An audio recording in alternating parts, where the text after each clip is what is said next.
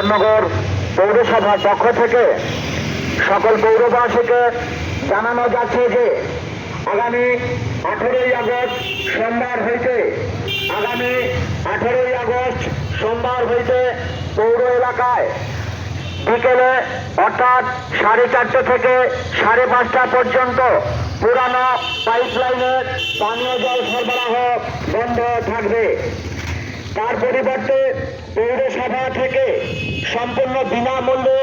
যে পানীয় জলের নতুন কানেকশন দেওয়া হয়েছে, সেই নতুন কানেকশনে দুপুর 3:30 থেকে বিকেল 5:30 পর্যন্ত পানীয় জল সরবরাহ করা হইবে। মনে রাখবেন, আগামী 18ই আগস্ট সোমবার হইতে পৌর এলাকায় বিকেলে অর্থাৎ 4:30 থেকে 5:30 পর্যন্ত